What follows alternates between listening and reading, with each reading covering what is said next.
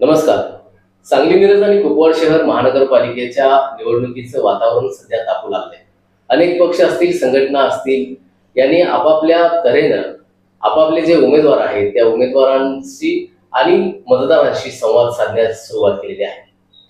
यामध्ये जे नव्यानं उभारणारे जे उमेदवार आहेत ते नक्की कोणत्या ध्येय धोरणाला घेऊन निवडणूक लढवणार आहेत, ते कोणत्या उद्देशाला घेऊन निवडणूक लढवणार आहेत, त्यांच्यासमोर कोणतं व्हिजन आहे, या संबंध गोष्टींबाबत आपण प्रभागातील माझं व्हिजन हा कार्यक्रम घेतो.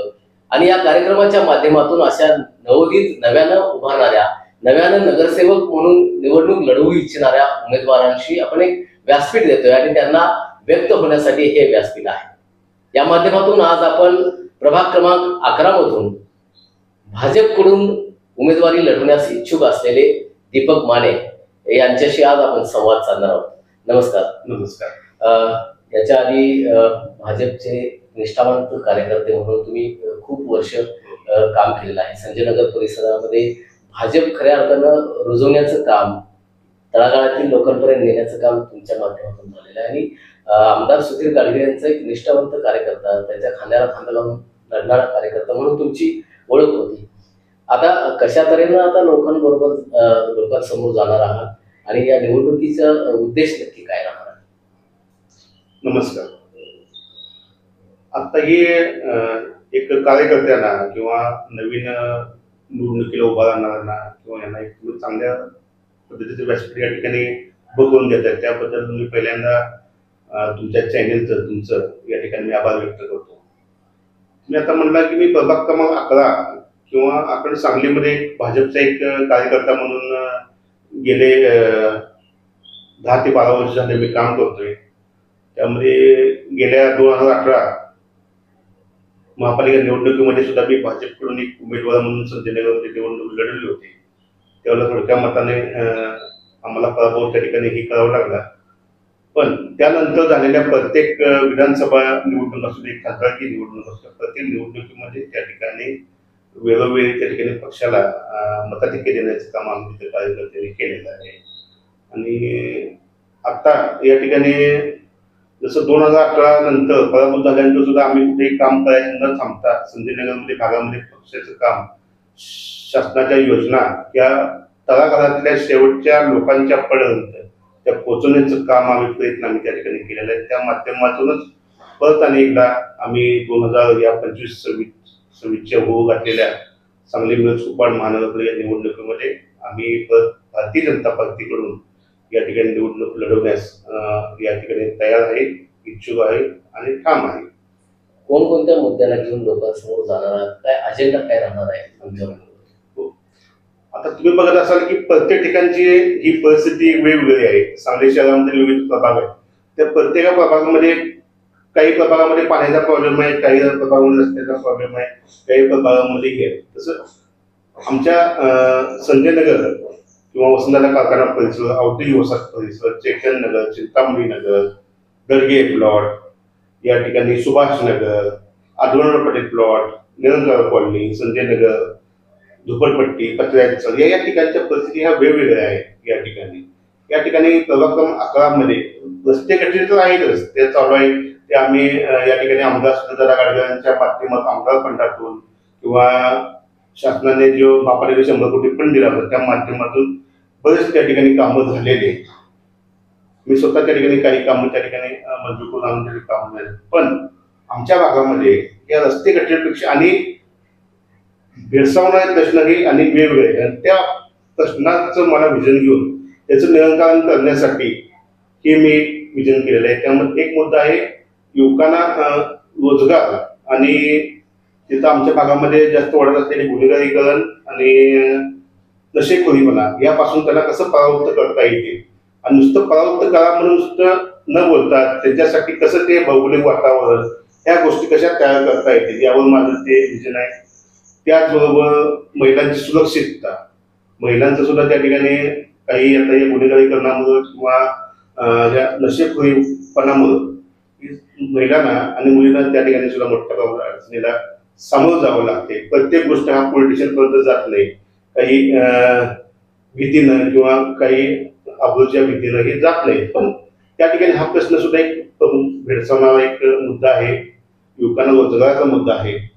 या प्रश्नावरती मी हे करून जर मी नगरसेवक झालो तर त्या ठिकाणी महिलांना त्या ठिकाणी सुरक्षितता देणे, युवकांना रोजगार देणे आणि गुन्हेगारी आणि याच्यापासून ते नशेखोरीपणापासून त्यांना परावृत्त कसा करता येईल यासाठी मी माझ्या पदाचा आणि माझ्या त्या सर्व याचा मी त्या ठिकाणी पूर्णपणे प्रयत्न करेन. आणि तसा प्रयत्न मी ऑलरेडी त्या ठिकाणी नगरसेवक असताना सुद्धा मी चालू केलेला आहे. की आपल्या सगळ्यांना माहीत असेलच, संजयनगरमध्ये एक अतिशय मोठ्या प्रमाणाचं अभ्यासिकेचं काम त्या ठिकाणी आमचं चालू आहे, बांधकाम तिथं चालू आहे. आता नुकताच त्याचा एक 14 तारखेला त्या ठिकाणी स्लॅबचा कार्यक्रम झाला, स्लॅब टाकण्याचा कार्यक्रम, आणि लवकर 2-3 महिन्यात ती इमारत पूर्ण होत्या. साधारण ते त्याचं टोटल जे एस्टिमेट आहे 1 कोटी 40 लाख एस्टिमेट आहे. त्याच्यामध्ये मुलांचं मुलींचं वेगवेगळी व्यवस्था, बैठक व्यवस्था चांगली अत्याधुनिक पद्धतीचं त्या ठिकाणी करणार आहे. आणि त्या अभ्यासिकेचा उद्देश हा असा आहे की एमपीएससी UPSC मोठमोठे अधिकारी, पोलीस, मिलिटरीमध्ये असे मोठमोठे अधिकारी त्या भागातून निर्माण व्हावे आणि जो कलंक लागलेला आहे संजयनगरला ते पुसला जावा यासाठी नुसतं म्हणून होणार नाही, त्यासाठी तिथल्या मुलांना एक वातावरण तयार करण्याच्या हिशोबानं मी हा पेपर चालू केलेला आहे. आणि त्याचा अभ्यासिकेचं सुद्धा लवकरच काम पूर्ण होऊन त्याचं उद्घाटन ही लवकर होईल. तुम्हाला असं वाटतंय का की एखाद्या ठिकाणची गुन्हेगारी जर संपवायची असेल किंवा लोकांमधला जो अहंभाव आहे किंवा त्याचं असणारे जे गैरसमज आहे ते जर संपवायचं असेल तर तिथल्या तरुणाच्या हातात पुस्तक देणं गरजेचं आहे असं मला वाटतंय. कारण त्या दृष्टीने तुमची वाटचाल चालू आहे. आता अभ्यासिकेचं काम तुम्ही चालू केलं आहे, त्याच्या व्यायामशाळा लवकरच सुरू करत आहात, तर या दृष्टिकोनातून हा बदल घडवायचा आहे? हो, नक्की. त्या दृष्टीनेच मला बदल घडवायचा आहे. 2018च्या निवडणूक लढवण्याच्या अगोदर सुद्धा माझं ध्येय उद्दिष्ट सुद्धा तेच होतं. आणि ते ध्येय उद्दिष्टासाठी करण्यासाठीच निवडून जरी आलो नसलो तरी सुद्धा मला आमच्या नेत्याने, भाजपच्या नेत्याने, सुधीरदादा गाडगीळ असू दे, शेखर इनामदार असू दे किंवा आता जे पालकमंत्री चंद्रकांत यांनी नेहमीच मला पाठबळ त्यांनी त्या ठिकाणी दिलेलं आहे. नगरसेवक 2018 निवडणुकीत उभा राहायच्या अगोदर जे माझं विजन होतं ते पूर्ण करण्यासाठी यांनी मला मदत केलेली आहे, माझ्या पाठीवाट ठेवलेलं आहे. त्यासाठीच मी अभ्यासिकेचं काम केलं. नुसतं कसं आहे, या ठिकाणची मुलं गुन्हेगारीकडे वळत आहे, या ठिकाणची मुलं दचेवर नुसतं असं म्हणणं, त्याला नावं ठेवणं ही फक्त हे योग्य नाही असं मला वाटते. हे तिथलं वातावरण जे सुधारण्याचं काम, त्या मुलांना जी भौगोलिक आणि चांगलं वातावरण देण्याचं काम हे कुणाचं आहे, हे तेथील निवडून येणाऱ्या लोकप्रतिनिधींचं, नगरसेवकातील आमदार या सगळ्यांचं ते मूळ काम आहे. कसं आहे, ते मुलं आहे अल्पवयीन असतात, त्यांना जे जवळपास जे काही घडतंय त्याचंच आकर्षण त्यांना वाटत असते. त्यामध्ये आपल्याला काही गोष्टी तेच त्या ठिकाणी आपल्या अभ्यासिकेच्या माध्यमातून त्याला अभ्यासाची सवय लावली. त्या अभ्यास करता करता जो त्यांच्या आसपासच्या ह्याच्यामधील मुलं, कोण अधिकारी झाला, कोण पोलीसमध्ये गेला, कोण मिलिटरीमध्ये गेला, तर त्यालाच त्या गोष्टीचा एक ही बाबा आपल्याला मुलगा हा एक झालाय, तो बनवू शकतो, तर आपण का बनवू शकत नाही, हाच उद्देश आणि तेच उद्देश तुम्ही घेऊन चाललेला आहे. आणि हे केल्यानंतर काय होईल, प्रत्येक भागाभागात एका दुसरा अधिकारी झाला तर त्या ठिकाणी ऑटोमॅटिकली बाकीच्या ज्या ठिकाणी आता त्यांचं मन वळलं जाते ते कुणावर टीका करणार नाही, पण हे ऑटोमॅटिकली त्या गोष्टी होतात आणि त्या ठिकाणी काही लोक त्याचा फायदा घेतात. त्यामुळे तशी परिस्थिती निर्माण होऊ नये, त्या मुलांचं लक्ष त्या अभ्यासाकडे, ते एमपीएससी UPSC स्पर्धा परीक्षा देण्याकडे त्यांचं वळावं, हा यासाठीच माझा हा या ठिकाणी खूप मोठा प्रयत्न. आणि हा माझा आयुष्यातील, कारण मी सुद्धा माझं शिक्षण झालं, जवळजवळ MA पण शिक्षण झालं, ते शिक्षण सुद्धा माझं अभ्यासिकेच्या वाचनालयाच्या माध्यमातून झालेलं आहे. त्यामुळे त्या शिक्षणाचं महत्व, अभ्यासिकेचं महत्व काय हे मला माहिती आहे. त्यामुळे मला ज्या ठिकाणी मी राहतो, जन्मलोय, तिथल्या लोकांसाठी मला ते काम करायचं आणि हे सगळं हे जे काम आहे ते राजकारणाच्या पलीकडे जाऊन माझं ते काम करायचं माझं एक ध्येय आहे. आता निवडणुकीच्या अनुषंगाने जर विचार करायला गेला तर प्रभाग क्रमांक 9 असेल किंवा तुम्ही उभा राहणार तो 11 क्रमांक असेल, याचे इतर आणखी त्या आसपासचे जे प्रभाग आहेत ते काँग्रेस विचारानं भागलेले आहेत असं म्हणायला हरकत नाही. कारण काँग्रेस मानणारे अनेक मतदार त्या भागामध्ये राहत आहेत. असं असतानाही आता तुम्हाला असा विश्वास वाटतो का की 11 मधून भाजपाला उमेदवार दिलेस आपण तिथे निवडू शकतो? नक्कीच. कारण तुम्ही विचार करायला गेला असं आहे की आता कसं आपण म्हणतो, याच्या अगोदर बऱ्याच वेळा त्या ठिकाणी भाजपचं त्या ठिकाणी कुठे कार्यकर्ते, ज्याबरोबर कार्यकर्ते होते, काम करत होते, पण ज्या ताकदीने तळागाळात जाऊन संघटनात्मक बांधणी त्या ठिकाणी झाली नव्हती. अगोदर कसं असायचं, त्यावेळेला भाजप सत्ताही नव्हती, त्यावेळी मुख्यमंत्री संघटना बांधली नव्हती. त्या ठिकाणी आता पण जे निवडून आलेले लोकप्रतिनिधी असतील स्ट्रॉंग, त्याच्या पद्धतीने ते काँग्रेसचे झाले होते. त्यामुळं त्यांचेच कार्यकर्ते जास्त होते हे होते. त्या टायमाला आम्ही 2014 नंतर आम्ही त्या ठिकाणी मग 9-11 त्या टायमाला वार्ड असेही झालेले नव्हते. स्वतः आम्ही त्या ठिकाणी स्वतः ऑफिस काढून पूर्ण वेळ शासनाच्या सगळ्या योजना सगळ्या या गोष्टी भागाभागात त्या ठिकाणी कार्यकर्त्यांची बांधणी बूथ लेवलपर्यंत जाऊन आम्ही त्या ठिकाणी संघटनात्मक बांधण्या केल्या. सुरुवातीला त्रास आम्हालाही झाला, कारण कसं आहे त्यांच्या प्रस्थापित लोकांना ते मानवणार नव्हतं. पण भाजपा तिथं त्यावेळेला असं डे टू डे काम करणारा संघटनात्मक दृष्ट्या काम करणार असं कोण नव्हतं.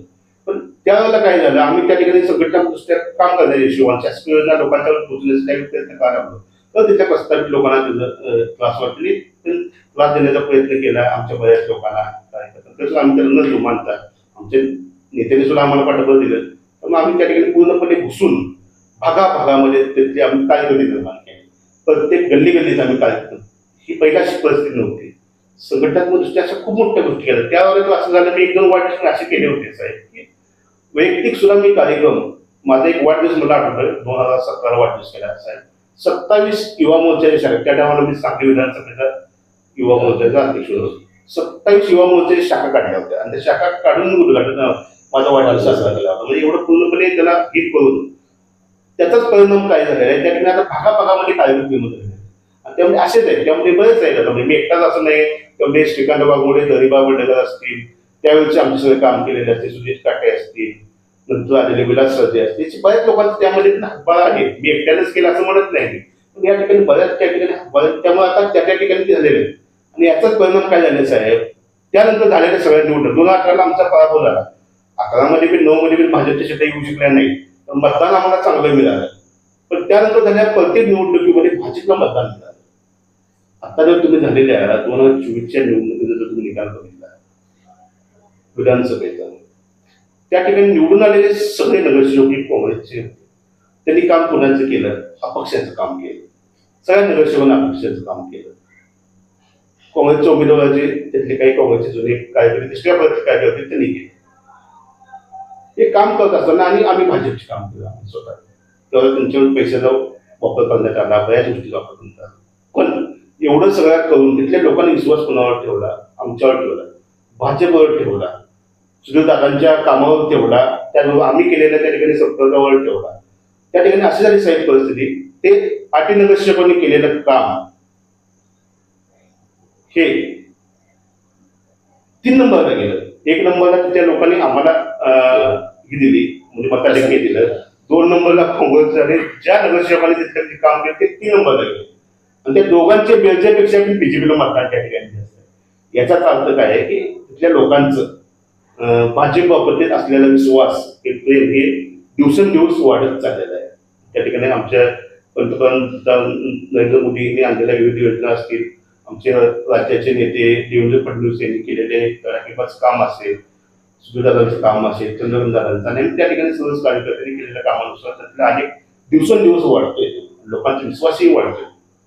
त्यामुळं मला नक्की गॅरंटी की ह्या निवडणुकीमध्ये त्या ठिकाणी बीजेपीच्याच ह्याच्यावर लोक विश्वास ठेवतील अशी परिस्थिती आहे. प्रभाग क्रमांक 11 मध्ये तुम्ही सांगितलं की मतदारांनी भाजपला पहिल्या नंबरची पसंती दिलेली आहे मागच्या निवडणुकांमध्ये, परंतु आता अशी अवस्था झाली आहे की इतर पक्षातून भाजपमध्ये प्रवेश केलेल्या लोकांची संख्या वाढलेली आहे प्रभाग 11 मध्ये.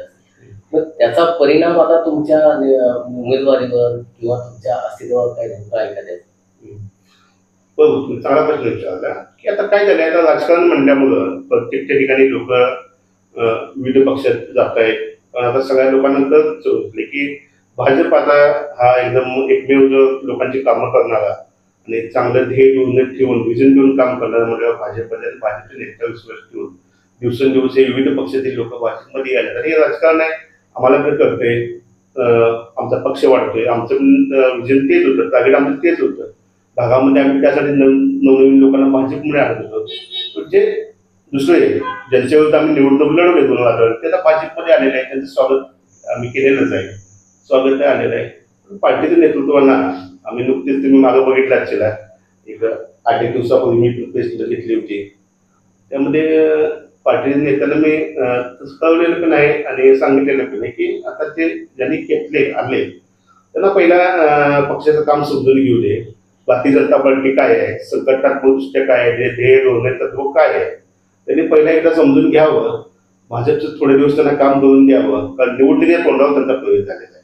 मग आतापर्यंत त्या ठिकाणी 5 वर्ष 10 वर्ष काम केलेल्या कार्यकर्त्यांनी मग काय करायचं हा प्रश्न म्हणून.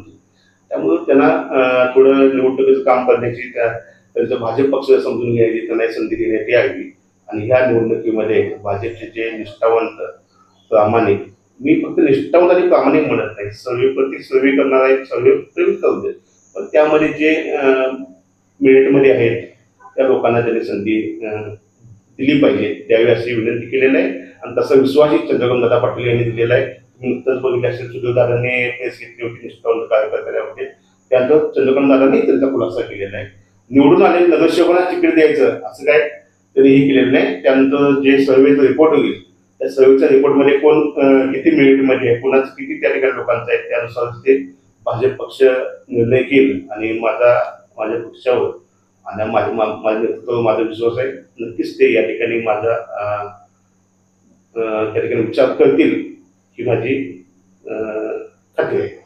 संजय नगरमध्ये इतर पक्षातून भाजपमध्ये प्रवेश ज्यावेळी इतर लोकांचा झाला त्यावेळी तुम्ही असं विधान केलं होतं की जे निष्ठावंत कार्यकर्ते आहेत त्यांना अगोदर विश्वासात घ्या आणि मग त्यांचे प्रवेश तुम्ही निश्चित करा, अशा तऱ्हेची भूमिका पण तुम्ही मांडली होती. हो, मांडली होती. कसं आहे, तुम्ही बघत असेल साहेब, कसं आहे, मी एक जिवंत कार्यकर्ता आहे, म्हणजे मातीशी जोडलेला आहे. तुम्ही बऱ्याच वेळा बघितलं असेल 2019ला ज्या टायमाला भाजपची सत्ता राज्यातून गेली, 2019 ते 2024 काळ बघितला असेल.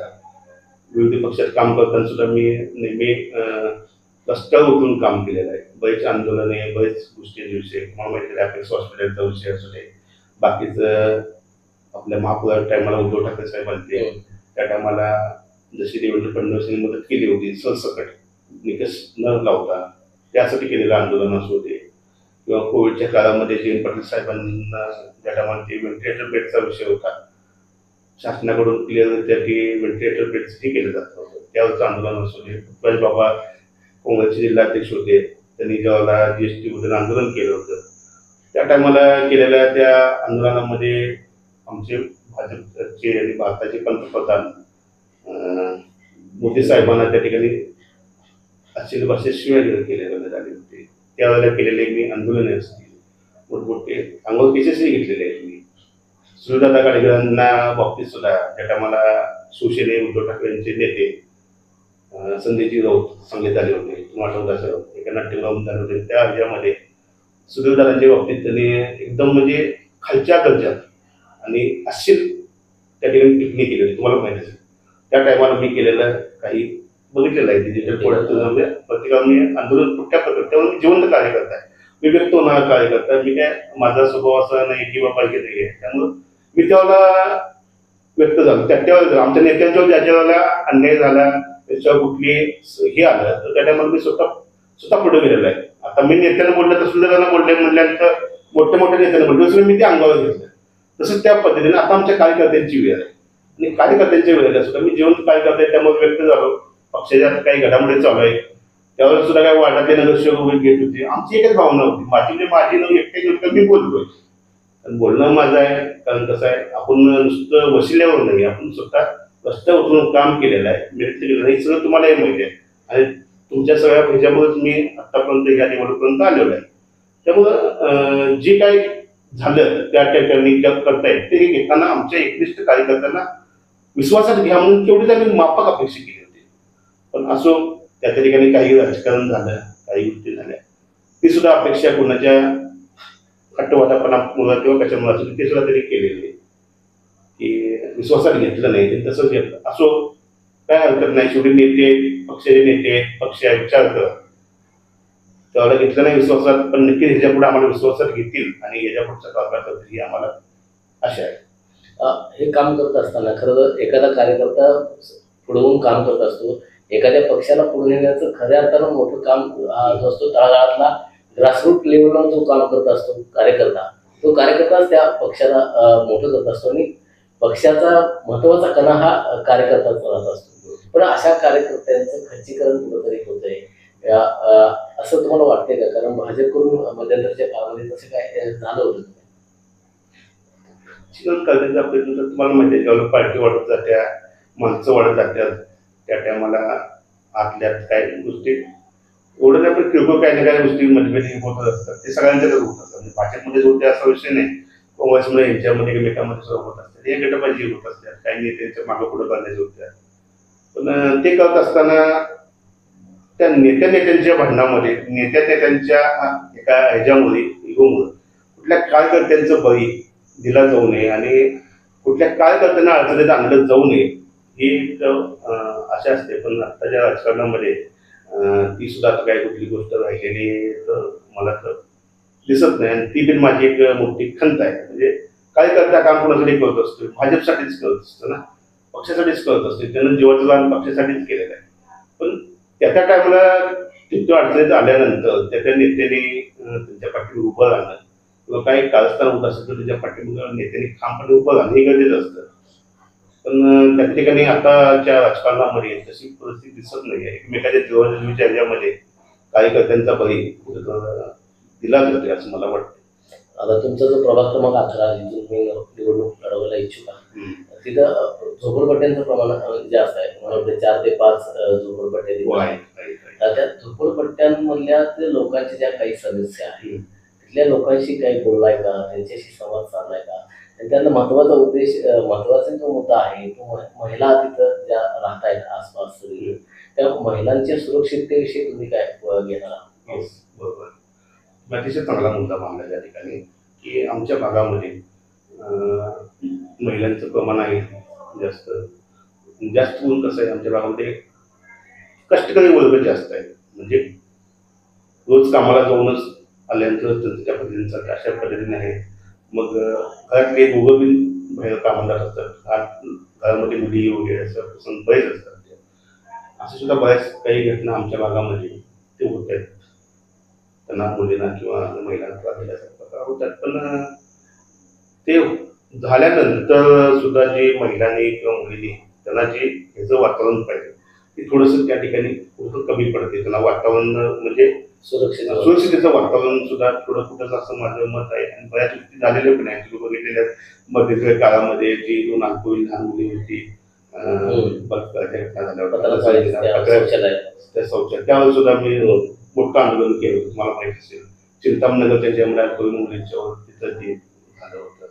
असं ते घटना त्या ठिकाणी चालू आहे. पण महिला आणि मुलींचं काय झालं नाही त्याच्यात. फक्त तिथे बुधवारचा बाजार असतो, ते बुधवारच्या बाजारामध्ये सुद्धा महिलांचं शिक्षण प्रमाण वगैरे जास्त आहे. पण कसं होतंय, जी काही लोक असतात ते करणारी जी त्यांची वृत्ती असते, मी व्यक्तीला नाव ठेवणार नाही, ती प्रवृत्ती आपल्याला नाहीशी करायची आहे. ती प्रवृत्ती नाहीशी करण्यासाठी काय करता ते आपल्याला कळायचं. ती प्रवृत्ती दिवसेंदिवस वाढत आहे. कशामुळे वाढते हा संशोधनाचा भाग आहे, प्रशासनाचा भाग आहे. परत आणि त्यावर बोलायला गेले की मग तेव्हा राजकारण हा विषय असेल. पण मला त्या गोष्टीचं जायचं नाही, बदललं पाहिजे यासाठी मला प्रयत्न करायचा. आता त्या ठिकाणी तुम्ही बघितलं नसेल, अतिशय अल्पवयीन मुली त्यांना आमिष टाकून त्यांना हे टाकून म्हणजे पळून नेण्याचं प्रमाण अतिशय, मुंबई सांगतो जबाबदारी पूर्वक सांगतो मी, सांगलीमध्ये सगळ्यात जास्त प्रमाण संधी घेण्यामध्ये. आणि पटणार नाही, मी सुद्धा एका मुलीचा वडील आहे, माझी सुद्धा मुलगी आज कॉलेजला आहे. म्हणजे अतिशय अल्पवयीन मुलींना आमिष टाकू नये, त्यांना भीती टाकते, त्या माध्यमातून त्या मुलींना काहीतरी आमिष टाकून त्यांना हत्या केल्या जाते. काय मुली चांगल्या घातलेल्या मुली, घर चांगलं असलेले, त्यांचे आई वडील चांगले एज्युकेटेड असणारे, शिक्षित असणारे, चांगली मुली, कुठल्या तर नशेखोर मुलगा, गुन्हेगार मुलगा, त्याला काय आमिष टाकून ते करून त्याला कुठं आमिष टाकलं जाते. त्यावेळेला ते कोण त्याच्या भीती उठते तर त्याला कोण ना कोण त्याला त्या ठिकाणी भीती दाखवते, त्यांना कुठं अशा त्या ठिकाणी दावादारीचे प्रकार त्या ठिकाणी खूप झाले. शेकडो प्रकार आहेत. माझ्या माहितीनुसार 150च्या वर मुली या गेल्या 5 वर्षामध्ये, ते सर्व समाजातले आणि सगळ्यात जास्त मुली जे होत्या त्या दुर्गा समाजातल्या मुली, त्यांना त्यांनी हे केलेलं आहे.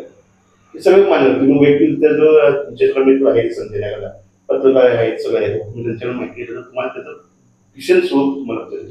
हे कुठं थांबायला पाहिजे. हेच थांबवण्यासाठी म्हणून मी तुम्हाला काय म्हणलो, सांगलीमध्ये सगळ्या भागाची परिस्थिती वेगवेगळी परिस्थिती आहे. संजय वर्षीच्या परिस्थिती वेगवेगळी. पण ही आपल्याला व्यक्ती कोण करतो हा विषय नाही, पण त्या ठिकाणी ऍक्टिव्ह तयार झाले आणि ते मुलं ते करताना सुद्धा त्याला भीती वाटत नाहीये. पण का त्यांच्यावर धाक ठेवण्यासारखं किंवा हे सगळं विषय त्या ठिकाणी राहिलेला नाही. मग यासाठी सुद्धा आपल्याला त्या मुलाला पण त्या भावनेपासून परावृत्त करणं आणि मुलींना सुद्धा थोडं त्यांना सजगता, त्यांना या सगळ्या गोष्टी करणं हे आवश्यक आहे आणि ते मी करणार. ते चालू आहे माझं, ते सुद्धा प्रयत्न चालू आहे माझा मोठ्या प्रमाणात. आणि तुम्हाला माहिती असेल आता एक मुद्दा आहे रोजगाराचा. आता समजा मुलं वाईट मार्गाला काय जातात, त्याला समजा ते शिक्षण नाही झालं, ठीक आहे, पण त्या हाताला काम नाही, रोजगार नाही. तुम्हाला माहिती असेल पंतप्रधान मुद्रा योजना, तुम्हाला माहिती आहे बऱ्याच पत्रकार बंधूंना सुद्धा कॅमेरा वॅमेरासाठी मी त्यांना त्या योजनेचा लाभ घेऊन दिलेला आहे. त्या योजनेच्या माध्यमातून बऱ्याच लोकांना मी त्या ठिकाणी त्या लोनसाठी पंतप्रधान मुद्रा बिगर जामीन तारणचं मी त्या ठिकाणी त्यांना विकून दिलं. म्हणजे कसं आहे, ते एखादा मुलगा कामाला लागला किंवा त्याने स्वतःचा व्यवसाय चालू केला, तो स्वतः स्टेबल होतो, त्याचं कुटुंब स्टेबल होतं. पण ते बाकीचं वाईट धंदे करत नाही ना. स्वतः कामाला धंद्याला लागला तो लग्न करेल, तर त्याच्या घरची जबाबदारी त्याच्यावर पडेल. हा सुद्धा माझा प्रयत्न, म्हणजे फक्त शिक्षणाकडून नाही, इकडून माझा प्रयत्न चालू आहे. कितीतरी लोकांना, शेकडो लोकांना त्यामध्ये तर इतकं मी केलेलं आहे. माझं देवेंद्र फडणवीस साहेबांनी आणि गेले मला त्या ठिकाणी येऊन मला सत्कार माझा केलेला आहे. स्वतः किंवा माहीत असेल ठाण्याचे आमदार केळकर साहेब, ते तर मला म्हणजे आहे तू एवढं लोन कशा प्रकारे केलंस, बँकवाल्याचं असं करतोस का? तरी म्हणजे साहेब मनात इच्छा असेल तर 100% केलं, आपण कसं करतोस म्हणले, आमच्याकडे म्हणजे अधिकार हे करत नाही. मी म्हणलं मला तुम्ही माणूस बोलून द्या, त्याला कसं काम करायचं मी सांगतो म्हणलं. तू ये म्हणले माझ्याकडे, महिनाभर माझ्याकडे हा म्हणले. त्यांनी सुधीर दादांना आणि आमच्या जिल्हाध्यक्षांना म्हणले की दीपकला आमच्याकडे 1 महिना तुम्ही पाठवून द्या. अशा करायची मनाची इच्छा असते ना तर होते ना. मग ती योजना आपण इतक्या प्रमाणाने एवढे सफल झाले तुम्हाला सांगताय. अतिशय लोकांना रोजगार केलं, अतिशय लोकांनी आपण गुन्हेगारापासून पाठवून झाले, चांगलं झालं.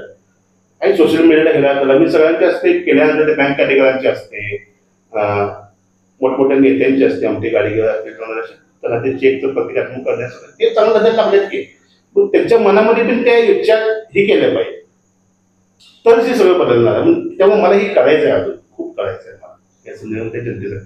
मला फक्त राजकारण म्हणून करायचं नाही, हे यामध्ये हे करून हे जे महिलांच्या सुरक्षितता, योग वामाला हे सगळं मला वाचवायचं आहे. आता विचार करायला गेलं तर संजय नगर असेल किंवा संबंध सांगली कुपवाड शहर महानगरपालिकेचा जर विचार करायला गेलं तर विस्तारित भागाचं प्रमाण आता वाढायला लागलेलं आहे, गुंठेवारी क्षेत्र वाढायला लागलेलं आहे. आणि तिथं राहणारे जे लोक आहेत, तिथली जी नागरिक वस्ती आहे, त्यांना ज्या मूलभूत सुविधा ज्या मिळायला पाहिजेत, लाईट, पाणी, गटार, ड्रेनेज, या काही प्रमाणात अजून मिळत नाहीत. महानगरपालिका प्रशासनाशी या संदर्भात काय तुम्ही त्यांच्याबरोबर चर्चा केली आहे का? त्यांच्याशी काही संवाद साधला का? कशा तऱ्हेनं पाठपुरावा त्यांचा? बरोबर आहे. त्या ठिकाणी आता बऱ्यापैकी 70% ठिकाणी जर आता सगळ्या व्यवस्था झालेल्या आहे. फक्त किरकोळ प्रश्न लागतोय की काही ठिकाणी पाण्याचा निचरा वगैरे व्यवस्थित होत नाही. तर सांगायला गेलं तर आता नुकतंच जरा जरी आमच्याकडे मोठा पाऊस आला, तुम्ही बघितलं असेल ते संजयनगर आपल्या पात्र्यात चालायचं, जरा पाऊस मोठा आले पाणी तुंबले गेले किती घरात पाणी जातं. तसेच दडगे प्लॉट, आमच्या दडगे प्लॉटने त्या दडगे प्लॉटने धावले पाणी जातं.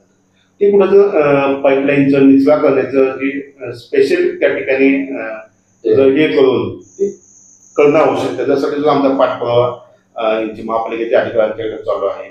साठी पाणी तुंबल्यानंतर त्या ठिकाणी डासांचं डेंग्यूचं प्रमाण वाढते. त्या ठिकाणी काही ठिकाणी अजून सुद्धा काही मोकळे प्लॉट आहेत, त्या मोकळ्या प्लॉटांच्यामुळं पाणी तुंबून राहिल्यामुळे काही लोकांना त्रास होते. त्या ठिकाणी वस्ती गटाराचे पण थोडे प्रश्न अजून आहेत, ते सुद्धा अजून सुटायला पाहिजे. त्यासाठी सुद्धा आमचे महापालिकेच्या अधिकाऱ्यांच्याकडे, आमच्या भाजप नेत्यांच्याकडे माझा पाठपुरावा चालू. नक्कीच हे होते दीपक माने, ज्यांनी आजपर्यंत गेल्या 10 वर्षांमध्ये भाजपाचा एक निष्ठावंत कार्यकर्ता काय असतो आणि हा कार्यकर्ता नक्की समाजामध्ये उतरून किती चांगलं काम करू शकतोय हे त्यांनी आज 10 वर्षाच्या काळामध्ये दाखवून दिलेलं आहे. अनेक बेरोजगार तरुणांना मुद्रा लोनच्या माध्यमातून त्यांनी लोन मिळवून दिलेलं आहे, त्यांना उद्योगधंद्याला लावलेला आहे. त्याशिवाय महिलांची जी सुरक्षा आहे त्या संदर्भात त्यांनी काम केलेलं आहे. इथून पुढच्या काळामध्येही याच्याही पेक्षा चांगलं काम त्यांना या महिला सुरक्षिततेच्या माध्यमातून करायचं आहे. यामध्ये इथं असणाऱ्या ज्या झोपडपट्ट्या आहेत त्या झोपडपट्ट्यामध्ये थोडा जरी पाऊस पडला तरी पाणी घरामध्ये शिरण्याचं प्रमाण आहे. ते कुठंतरी ड्रेनेज व्यवस्था व्यवस्थित करून तो पाण्याचा निचरा कशा तऱ्हेनं यशस्वीरित्या पूर्ण करता येईल या संदर्भात त्यांना काम करायचं आहे.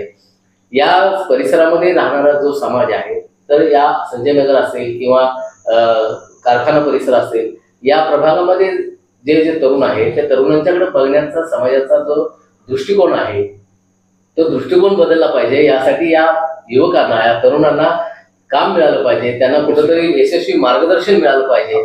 या दृष्टिकोनातून MPSC, UPSC स्पर्धा परीक्षा, पोलीस भरती याचं मार्गदर्शन करण्यासाठी अभ्यासिकेच्या माध्यमातून त्यांनी खूप मोठं काम संजय नगर परिसरामध्ये उभं केलेलं आहे. आणि इथून पुढच्या काळामध्ये ही एक भावी नगरसेवक म्हणून त्यांना ही निवडणूक लढवायची आहे. नगरसेवक म्हणून त्यांना या ठिकाणी काम करायचं आहे. अनेक त्यांच्या संकल्पना आहेत, इच्छा आकांक्षा आहेत या प्रभागाला घेऊन. त्या सर्व इच्छा आकांक्षा आणि त्यांचं जे व्हिजन आहे ते व्हिजन इथून पुढच्या काळामध्ये त्यांना भाजपनं उमेदवारी बहाल करावी. आणि नुसती बहालच करू नये तर त्या भाजप म्हणून त्यांच्या पाठीमागं पक्षानं खंबीरपणे उभं राहावं आणि तो पक्ष त्यांना ती उमेदवारी देईल. त्याच्या पाठीमागं पक्ष आणि संबंध या पक्षाचे पदाधिकारी असतील, नेते असतील ते ठामपणे उभे राहतील अशी अपेक्षा आपण व्यक्त करूया आणि इथंच थांबूया. नमस्कार.